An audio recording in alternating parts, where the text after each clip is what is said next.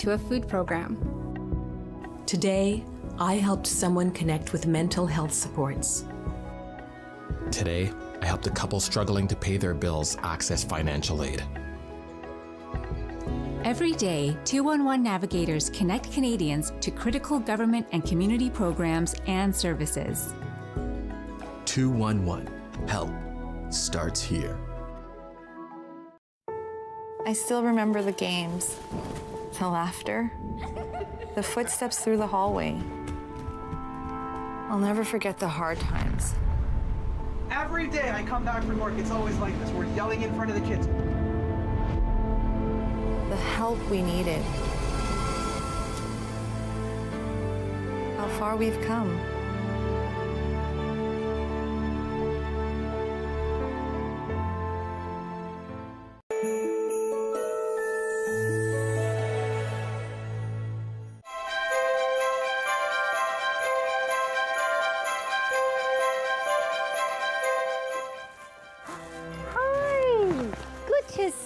We just got back from the library and we have a bunch of Christmas books to read to you.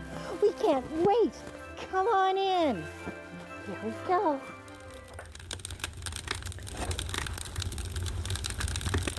Oh, there you are. Guess what? Oh, hello, Marla. Hello. This is Marla. She's going to help us read the books. And our first book is going to be A Moose Goes A-Mummering. Yes, you want to get up? Okay, fine. Here we go. You ready, Marla?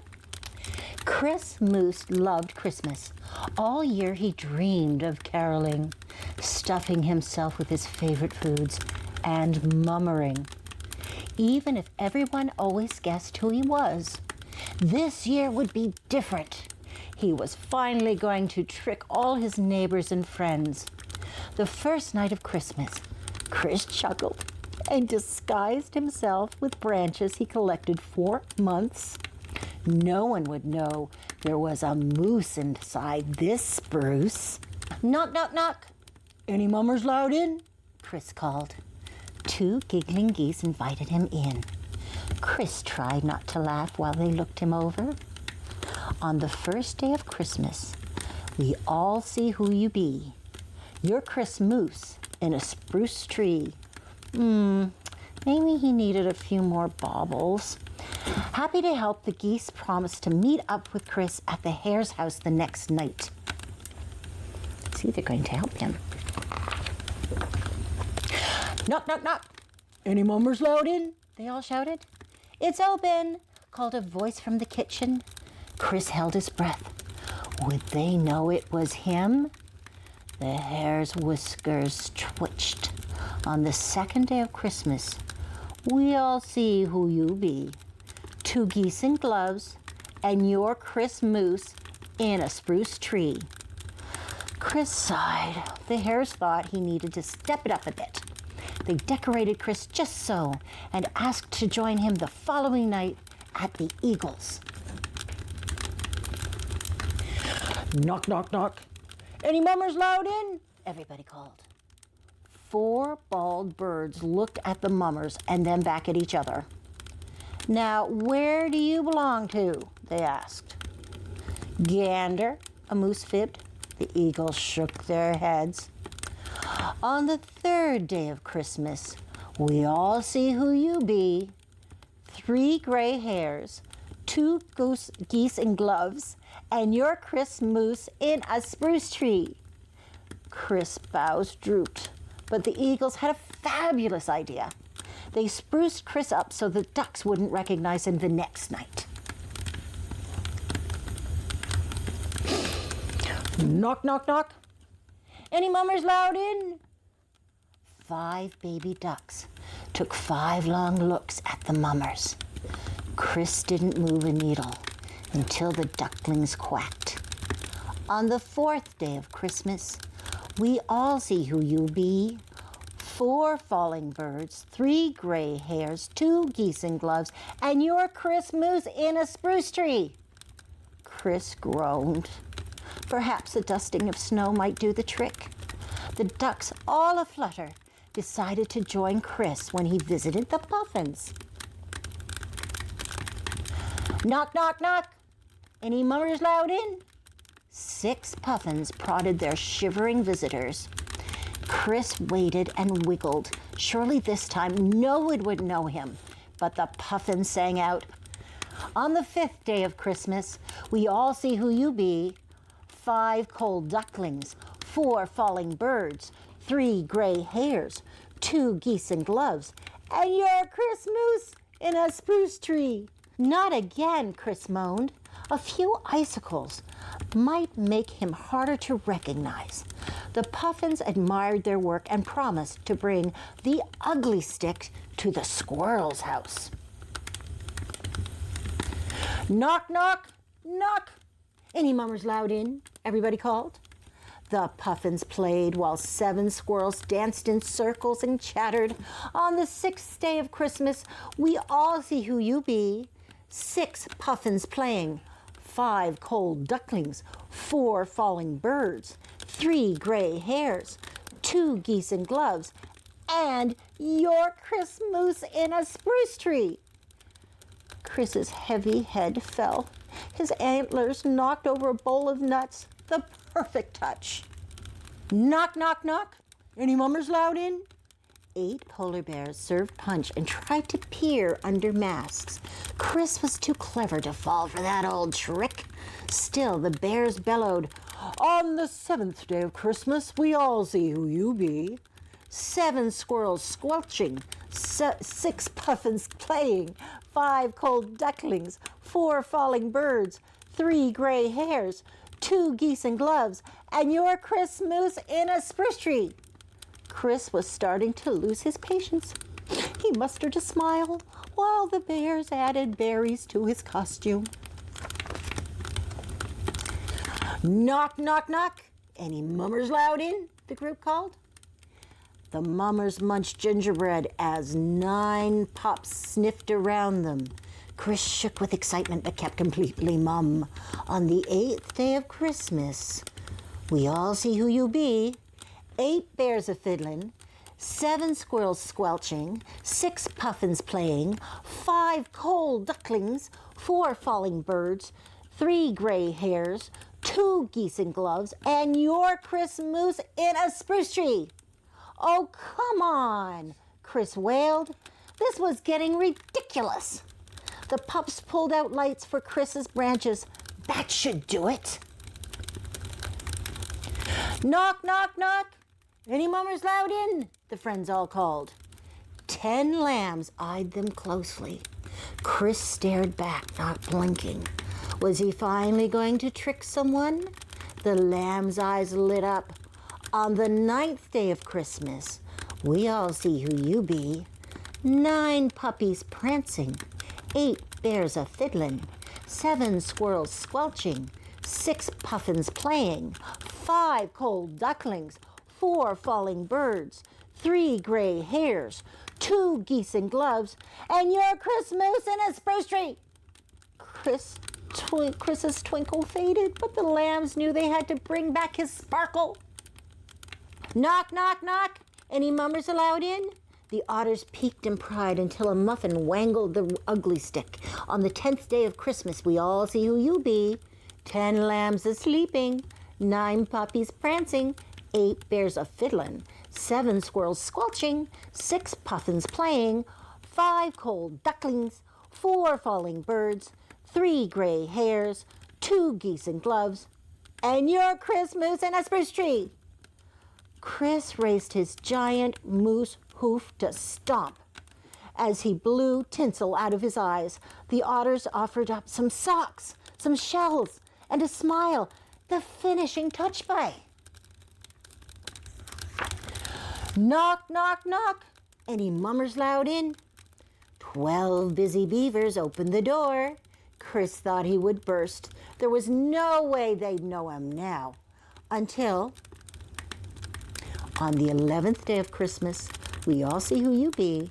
11 otters trouting, 10 lambs a-sleeping, 9 puppies prancing, 8 bears a-fiddlin', 7 squirrels squelching, 6 Puffins playing, 5 cold ducklings, 4 falling birds, 3 gray hares, 2 geese in gloves, and your Christmas in a spruce tree. Chris whipped Garland over his shoulder, gathered up his branches, and clomped down the stairs. At home, one moody moose shoved his feet into slippers. How did his friends always know it was him? Chris spread out a festive feast of fruit bread and shortbread, and pork cakes and rum cakes, and eggnog and a Yule log, and trifle. Just as he placed the last plate, he heard a scuffle, a shuffle, a kerfluffle. Knock, knock, knock. Any mummers allowed in? His friends called. Chris froze. The door opened, and Puffins peered in. They looked around. No Chris. Just a table laid out with goodies and treats. I see Chris has made us his yearly Christmas feast, a Puffin called. Yay for Christmas, squeaked a squirrel. Moving only his eyes, Chris looked round the kitchen. His spirits and his branches lifted. His friends were stuffing themselves and singing carols just as he had dreamed, and no one recognized him at all. On the 12th day of Christmas, mummering merrily, were 12 beavers beaming, 11 otters trouting, 10 lambs a-sleeping, 9 puppies prancing, 8 bears a-fiddling, 7 squirrels a-squelching, 6 puffins playing, 5 cold ducklings, 4 falling birds, 3 gray hares, 2 geese in gloves. Thanks to Chris Moose in a spruce tree. See, there he is. Wasn't that great? I loved it. Anyway, we've got another one. Hi, our next book is And Then Comes Christmas. Are you ready? Okay, here we go. When the days barely start and they're over again, and red berries blaze against green shrubs, and bare branches rake across the sky. Then hang boughs of fir or spruce or pine, dotted with cones and bits of holly welcoming winter. When frost glistens on pastures and fence posts, and icy grass crunches underfoot, and dark clouds sit low on the horizon, then fill the windows with paper snowflakes and frame the house with colored lights. When the red in the thermometer seeks below the bulb, and icicles cling to the edges of roofs, and raindrops shift to feathery flakes, then wrap yourself in layers and tumble out of doors to romp in snow as smooth as bed covers. When elves and reindeer appear in stores, and small trains race through toy villages, and piles of presents nestle in cotton drifts, then hop from foot to foot, waiting to sit on Santa's knee. When Papa brings into the house, and Mama gets it to stand straight and tall, and the room fills with that sweet piney scent, then loop lights in graceful arcs, place shiny bulbs just so, and settle the angel on the very top. When winter break is just hours away, and the programs and concerts are over, and Mama's and Papa's gifts are done, then sneak your treasures home, and cut and wrap and tape with care, and finish them off with ribbons and bows. When the days in December reach 24, and the sweet smell of baking fills the house, and neighbors drop by with homemade goodies, then hang your stockings where they can't be missed, and tuck your presents beneath the tree. When one by one the lights go dark, and the whispering and shushing dwindles off, and the whole world seems to be waiting,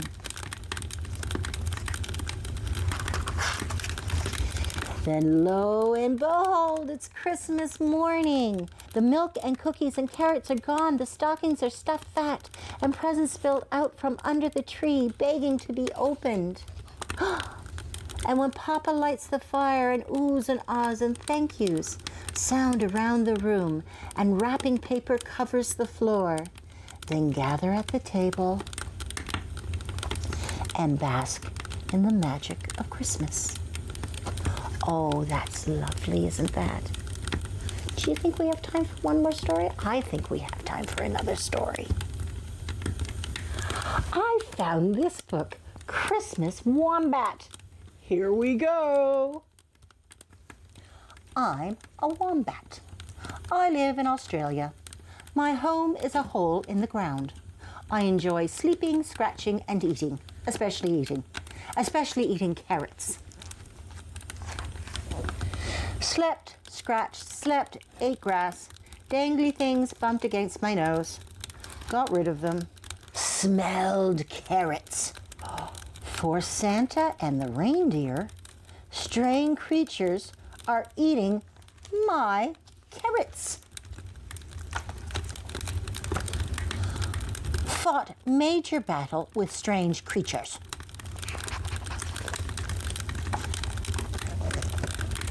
Won the battle. Feeling tired, found the perfect spot to have a nap.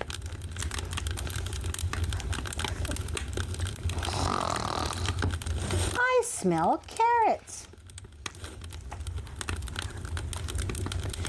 Strange creatures trying to eat my carrots. Got rid of them again. Carrots delicious. Off to find more carrots. You see where he's writing? I know you do. A wombat hole? Carrots! Needed help getting back up. Scratched.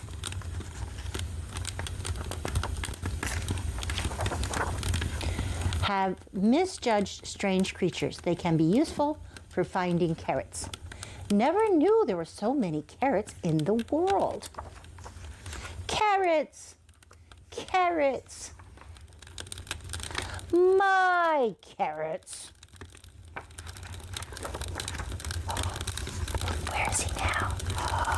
He's sleeping. Shh. Said goodbye to strange creatures. Hope they visit again soon. Grass delicious, but for some reason, not hungry.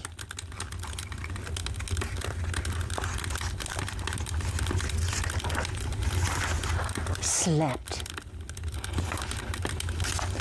So, did you guess the surprise? Where was the wombat going? He was going with Santa. Our next book is called Hurry, Santa. It was Christmas Eve, Santa's busiest time of year, but Santa was fast asleep, snoring under his blanket. Wake up, squeaked Santa's little mouse, tugging at his beard. Hurry, Santa, you can't be late tonight. Ouch, cried Santa, sitting up and rubbing his chin. Goodness, is that clock right? The alarm didn't go off, and I've overslept. Santa leapt out of bed and began to pull on his clothes. He was in such a hurry that he put both feet in one pant leg and fell flat on his face. Hurry, Santa, meowed the cat. You can't be late tonight. No, I can't, agreed Santa, getting back up. I can't be late delivering the presents. When he was finally dressed, Santa hurried outside to his sleigh. He picked up the harness and tried to put it on the reindeer. But the reindeer weren't there. Oh no, cried Santa. Where can they be? The reindeer are loose in the woods, called Fox. You'd better catch them before they wander off. Hurry, Santa. You can't be late tonight. No, I can't, agreed Santa, running toward the trees. Deep in the woods, some of the reindeer were having a snowball fight. Oh, shouted Santa as a snowball hit him in the face. Hurry, Santa, hooted Owl. You don't have time to play in the snow. But I wasn't playing, said Santa, and he searched all over for the other reindeer, but they were nowhere to be found. I hope you four can pull the sleigh by yourselves, he said. Come on, we've got work to do. At last, Santa took off, steering the sleigh toward the moon.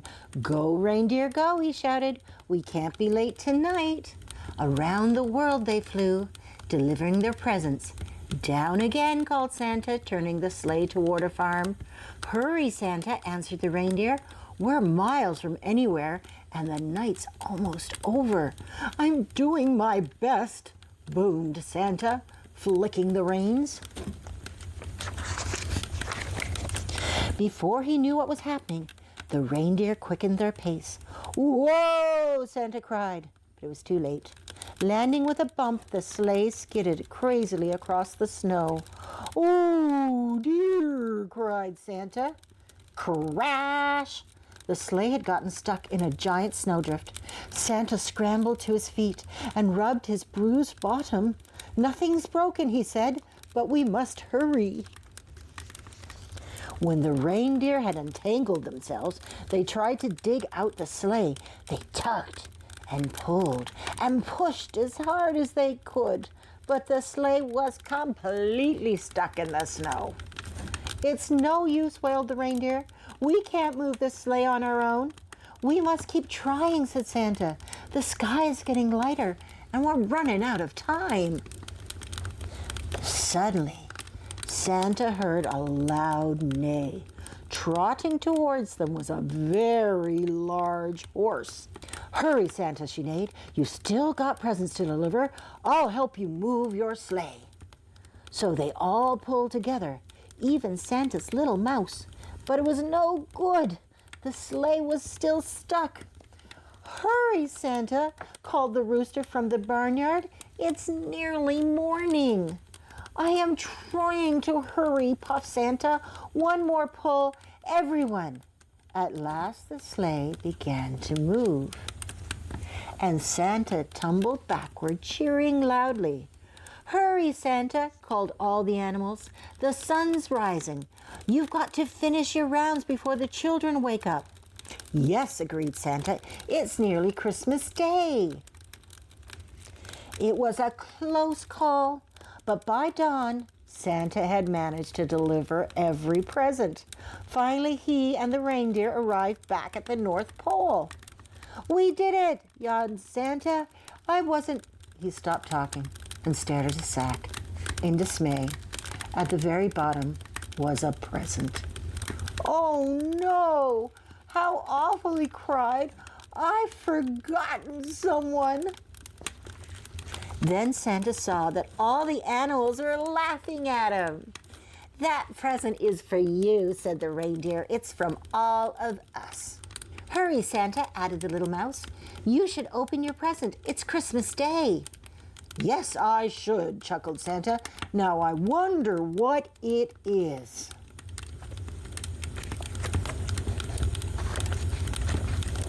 Did you see what it is? Did you see what it is? They got Santa a new alarm clock. Very smart. He needed it. That was really fun. Let's read another one. Our next story is Fox and the Snowflake Christmas. It was an ice-bright Christmas Eve, and the sky was a dazzling blue. Every tree in the forest was frost-sprinkled and sparkling, and frozen puddles creaked and crackled under Fletcher's paws. He padded down the burrow bank to where the rabbits used to live, and bounced over the fallen tree that blocked their old front door. And he stopped, and he looked, and he had a terrible thought. How was Santa Claus going to find the rabbits' new home? Fletcher shivered as a chill wind sliced through the forest, rattling the bare branches. He thought about how sad he would feel if he had to move from his cozy den. He thought about how the rabbits would feel if Santa Claus did not come. And then he thought about arrows. Fletcher began to search around, collecting sticks from the frosty ground and arranging them to make a trail of arrows leading to the new burrow. That's very smart. "What are you doing?" asked Squirrel, looking down from the branches, making a trail to show Santa Claus the way to the rabbit's new burrow, said Fletcher. Otherwise, they might not get their presents. Gasped the squirrel, and he scampered down to help Fletcher collect more sticks. Soon a flock of birds gathered in the treetops, their feathers fluffed against the cold to see what was going on. We're making a trail to the rabbit's new burrow, said Fletcher. For Santa Claus, added the squirrel. We'll help you, chirped the birds. The trail passed between bare trees and crossing the tinkling ice-edged stream, and the sun began to set, turning the sky a dazzling gold. Fletcher and Squirrel shivered and hurried up their little hill to where the mice were draping their nest with leaves of holly and ivy. What are you doing? Asked the mice. We're making a trail, said Fletcher. To the rabbit's new burrow, said Squirrel. For Santa Claus, said the birds. You better hurry, said the mice. It's getting late. We'll help you. It began to snow. Fat white flakes tumbled softly from a heavy sky. They landed light and whisper quiet on the frozen ground. When Fletcher went to the burrow door to go home for the night, the snow was soft and deep and white, and all the arrows were gone. Oh no, cried Fletcher, blinking back tears. What will happen to your presents now? Santa Claus will never be able to find your home. Fletcher stared out at the darkness, imagining Santa Claus lost in the snow. I have an idea, Fletcher said, gathering his friends. If we stay awake tonight, when Santa Claus visits our homes, we can tell him how to find the rabbit's new home. The animals said good night to one another and hurried off through the snow-muffled forest. Fletcher snuggled down in his warm, soft bed to keep watch for Santa Claus. But, curled in the cozy hollow of an oak tree, Squirrel began to snore. Heavy in the snowy branches of a fir tree, the birds began to doze. In their toasty warm nest, the mice dreamed of berries wrapped with ribbons. And in a snug little bed, Fletcher's eyes closed. So when Santa Claus came to call, everyone was fast asleep. But the next morning, when Fletcher rushed to the rabbit's burrow, Santa Claus had found it after all. I'm sorry I went to sleep, puffed Fletcher, but I've brought you a Christmas rose. And we've brought you nuts, panted Squirrel, carrying the mice through the snow. And we've brought berries, sang the birds. And best of all, you've brought yourselves. And there's room in the burrow for all, said the rabbits. Merry Christmas, cried the rabbits, and they welcomed their friends into the very bright warmth of their home. The end. Oh, doesn't that look warm and cozy? Merry Christmas. Santa found them after all. I hope you enjoyed the stories.